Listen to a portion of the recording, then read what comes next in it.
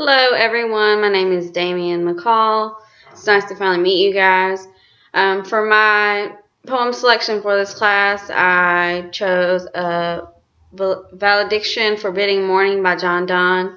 First I'm going to start out and read it to you guys, and then I'll go back and try to explain it a little bit better.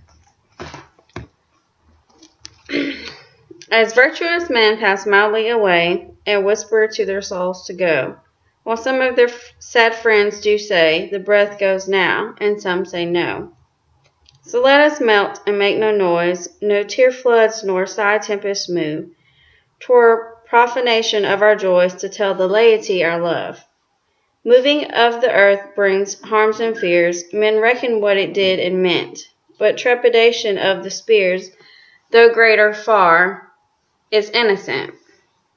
Dull sublunary lovers love, whose soul is sense cannot admit absence, because it doth remove those things which elemented it. But we by a love so much refined that ourselves know not what it is, enter assured of the mind, careless, eyes, lips, and hands to miss. Our two souls therefore which are one, though I must go, endure not yet a breach, but an expansion like gold to airy thinness beat. If they be two, they are two so, as stiff twin compasses are two. Thy soul, the fixed foot, makes no show to move, but doth if the other do. And though it in the centre sit, yet when the other far doth roam, it leans and hearkens after it, and grows erect as that comes home. Such wilt thou be to me, who must, like the other foot, obliquely run. Thy firmness makes my circle just, and makes me end where I begun. Okay, so basically, this poem is a little bit confusing, but from what I grasp of it, it's about two lovers who are going to spend some time apart. One is going on a journey, and the other one's staying behind.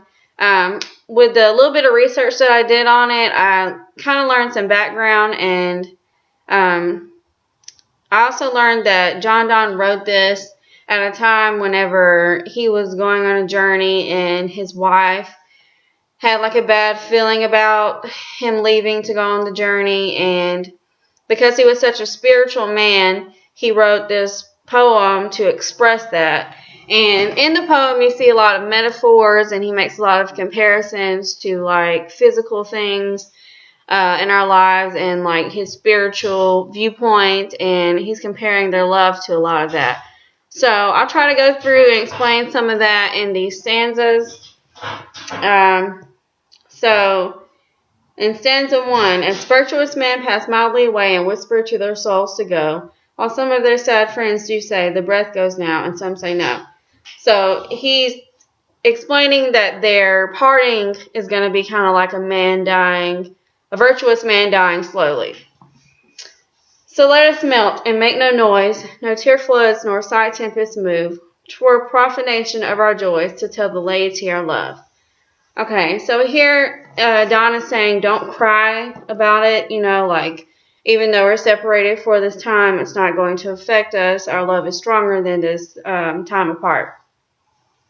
Moving of the earth brings harms and fears, men reckon what it did and meant.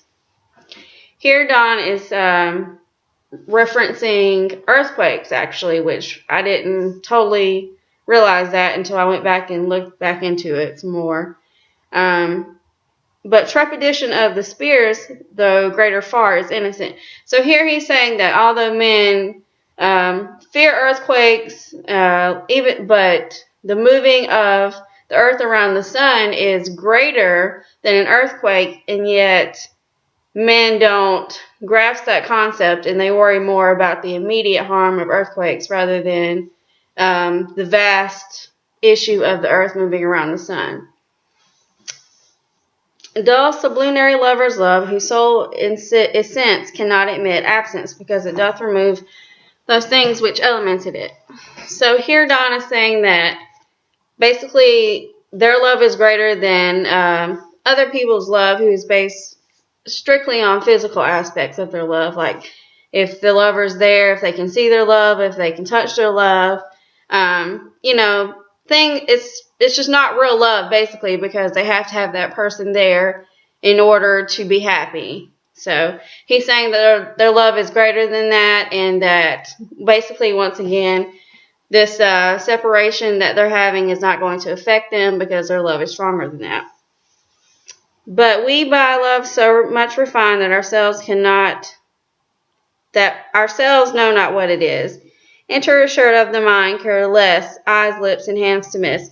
So even though eyes, lips, hands, those are all physical aspects of things we can show our love with, proclaim our love.